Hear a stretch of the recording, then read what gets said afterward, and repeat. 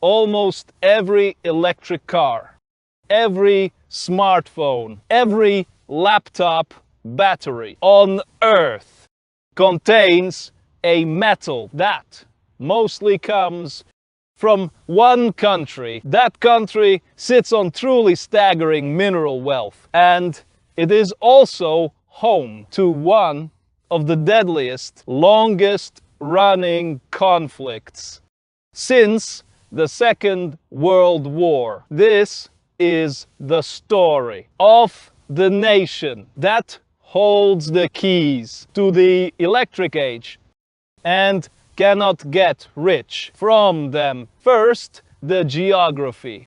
The Democratic Republic of the Congo sits at the center of Africa, straddling the equator. It is the second largest country on the continent. Vast tropical forest, one of the world's great rivers, and beneath it all, some of the richest geology on the planet. Its importance is buried underground. The southern Congo holds the world's largest reserves of cobalt, a metal critical to the batteries in phones and electric vehicles. The country produces the overwhelming majority of the global supply. It also holds vast copper, tantalum for electronics, gold, tin, and lithium. If the world is going to electrify, a great deal of it must be dug out of this single country. Now, why this matters more now than ever? 3 things have changed. First, electrification. The world is shifting from oil to batteries, and battery demand is climbing steeply. Every electric vehicle is, in part, a Congolese mineral in motion. Second, the supply chain contest. China moved early. Chinese companies now own or operate many of the Congo's largest mines and dominate the refining of its cobalt and copper. Western governments, alarmed, are now scrambling to secure their own access. Third, the war in the mineral-rich east of the country. Dozens of armed groups fight for territory, and the mines help fund the fighting. This is the cruel paradox. A country this rich in resources is, by income, one of the poorest on earth. Economists call the pattern the resource curse. The mechanics are brutal. When a country's wealth sits in the ground, whoever controls the ground controls the money.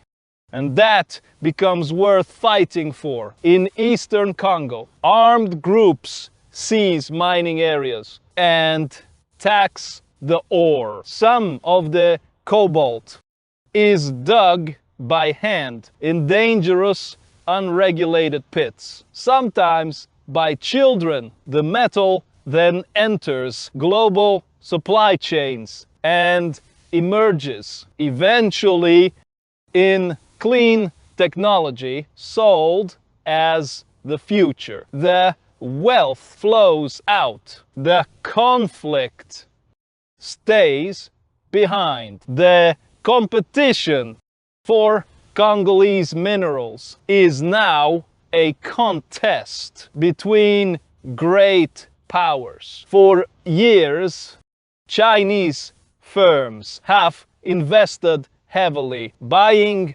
mines, building roads and processing plants, and locking in long-term supply. Now the West is trying to catch up. The United States and European partners have backed plans for new transport corridors to carry Congolese and Zambian minerals to an ocean port and attempt to build a supply route. They do not depend on a rival to run. Meanwhile, regional powers are entangled too. Congo's neighbors have been accused of backing armed groups and profiting from minerals that cross the border and are sold as their own. Three forces now sit over the Congo.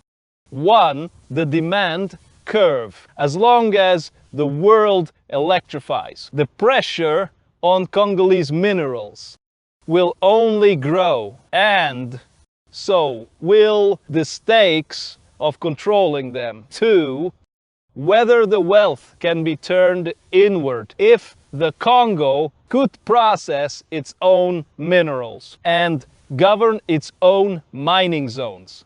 The resource curse could become a foundation. Three, the war. Until the fighting in the east is settled, the minerals will keep funding the guns as much as the future. The Democratic Republic of the Congo holds the raw material of the clean energy age. The whole world needs what is under its soil. And yet, that wealth so far has bought it war more than prosperity. The electric future is being built in part from one troubled country. And who controls that ground is one of the quietest, most consequential contests on the map. That was the Congo.